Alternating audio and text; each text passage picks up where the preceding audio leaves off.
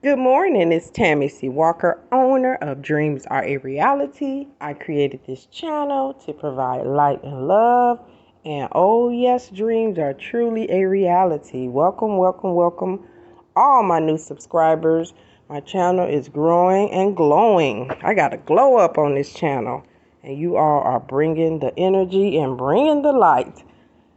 Stay tuned. I'll have another Naka video. My goal is to do that this weekend because I have my next appointment on the 29th. So I want to tell you what I have done and will be doing to prepare for that appointment.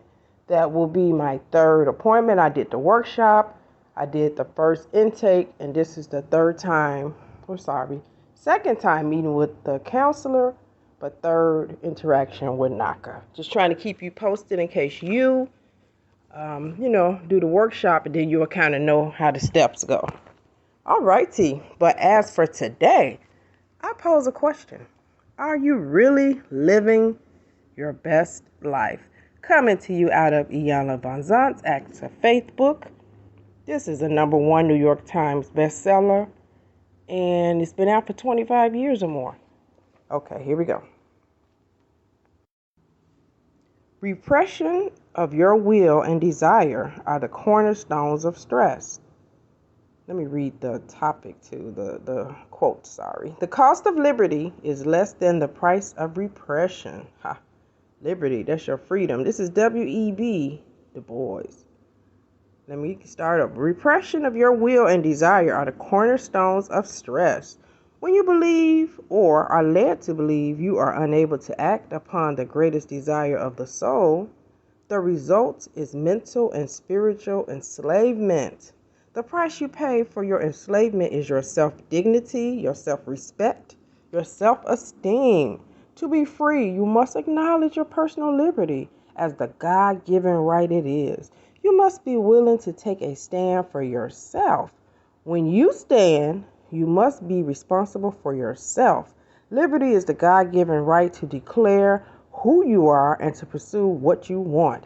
If you surrender that right, you repress yourself. I am the only one who can limit me. That is the quote. Well, really, this is the journaling reflection. I am the only one who can limit me. Do you believe that? The reflection is, do you feel free to pursue what you want from life? Are you at liberty? And if you're not, why not? So back to my original statement. Are you really living your best life? And if your answer is no, who is stopping you? We go through life and we're not living our best life. We're living it half-heartedly. Fear has attacked us. The same old same is upon us. The words that come out of our mouth, I can't do this, that won't work. If we start off defeated before we get started, why start? If our thoughts are negative, why think? If we speak words of negativity, why look for something good to happen? Power of the tongue. People, when you say this, people kind of get mad or they frown up and they say, that's not true. It is true. And it's true because it's happened to me. And I always talk about the story of my divorce in 1999, the same year my dad passed away of a heart attack. It was a tragic year. After 1999, I just felt gloom and doom. Year after year, I waited on the other shoe to drop. I couldn't keep a relationship. My car kept breaking down. I would have a job. They would lay me off. This was a trend from 2001, and it kept going until 2006 to 2007 because that's what I thought. I thought that this guy that I'm dating is not going to work out. It didn't. I was afraid my car would keep breaking down. It did. Oh my God, is this job going to lay me off? They did. And once I worked on my mind, and yes, it took years of therapy, getting those self-help books and being consistent, that's when my life's changed. I got a job. It paid me like $10 more per hour than I was making. I ended up meeting the love of my life. and I was able to afford a better transportation. Yes, I ended up with breast cancer after all of that, but even with that, I got through it with a good attitude, and I was very blessed to have a family that really loves me and supported me. In addition to my family, my friends, they really stepped in and helped me. But if I had a bad spirit, people would have been running from me. So this is why you have to control your mind. You are in control of your liberty. You are in control of your freedom. And it's up to you to change your life. And I think some people think that when they see entrepreneurs or people go back to school or people move from one state to another, they think those people are not afraid. I'm afraid sometimes when I do things. I was a little bit afraid to go back to school because I didn't want to. I was in my 40s and it just wasn't on my radar. But I wanted to change careers from business. I was in business. I was in purchasing, procurement, which is a beautiful field. I loved it. I didn't love it, but it worked for me. But I knew God had a higher calling on my life. If I'm going to be a therapist or a clinician, I had to get the master's degree. And after studying, figuring out what school I want to go to and straightening out all of my finances and stuff, that's when I went back. And one day I just did the orientation. I put in the application, got accepted. And I was like, you got to go. August 2015, I'm sitting in a classroom. But it felt good. It felt like I was on the right track. So for you today, are you free? Do you have your liberty? What is stunting you? What is stopping you from living your best life? And you got to get real with yourself. One of the most fatal mistakes many of us make, we go to mama.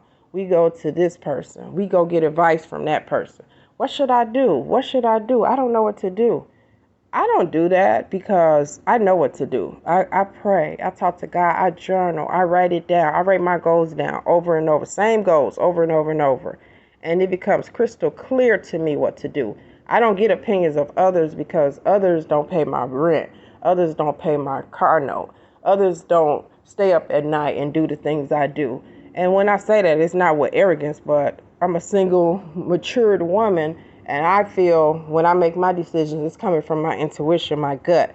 I don't seek others' advice because the answers lie within. Now, there are little times when I may consult a friend.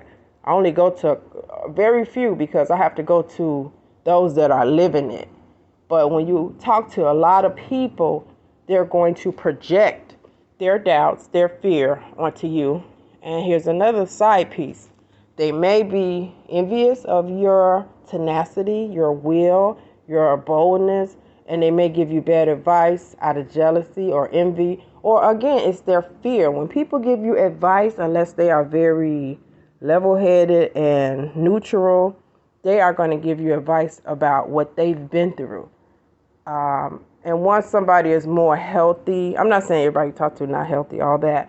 But the natural reaction for some people is to project what happened to them. Example, if your parents, you say you want to be a hairstylist, have your own salon and, sell your own hair products. They may try to stop you if they are an attorney, a doctor, a teacher. They may feel like that's not a good profession. This happens often.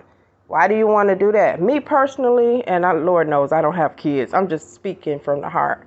If I had a son or daughter and they come to me with a more unconventional career that they want to do or something that, whatever, I hope and pray that if I had that chance, I would support them. Of course, I would want my kids to make sound decisions, a career that would be lucrative or support their family.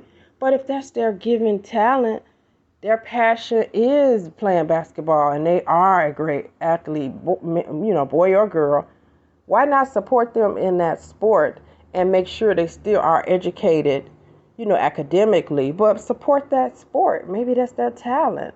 You wouldn't have Serena or all these other great athletes if they didn't have dads and moms that rallied around them. It's not your life, it's your kids' life. All you could do is direct them to the water. You can't make them drink. But have faith in your child that he or she knows what's best for them as far as their God-given talent. Yes, don't let them go say, I want to be a rapper. and you know they can't rap. You know what I'm saying? I'm going to the NBA, mom, and they throwing up bricks. I mean, let's be reasonable, but also, show love and support your child. You know your child. You know what they're good at. But I don't want to get off on a tangent, but I just see that happening a lot with some parents, telling their kids what to do. And here's the caveat. I don't know if parents know this. You could tell your son to marry this lady because he's been dating her for a few years.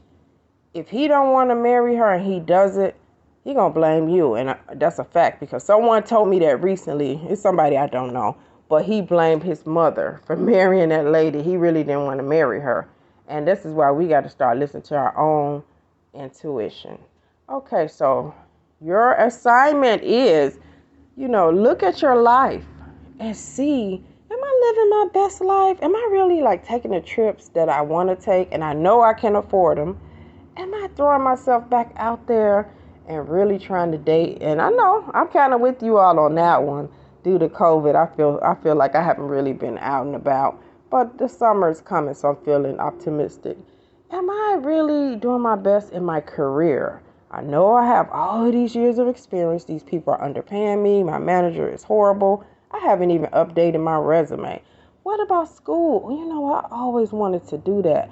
I'm older now. I'm more focused. I can smash school. I know if I went back to school, I would do a good job.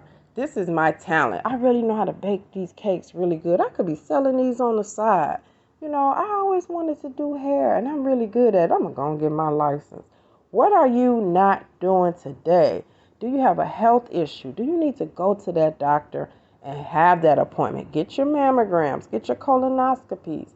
Are you overweight and you've been wanting to do something about it? Start with a 30-minute brisk walk each day. Take the sugar out. Make you a fresh juice. It's little steps we can do to get to where we need to be. Are you living your best life? What a good question, huh? I posed that question back to myself. Tammy Sharice Walker, owner of Dreams Are Reality. Thank you all so much. Simplistic Motivation, always for sharing my videos. Hustlers, he always support me every video. And all my friends and family that are on here and all my new subscribers. I really appreciate you all. Love you all so much. Have a beautiful day. Bye-bye.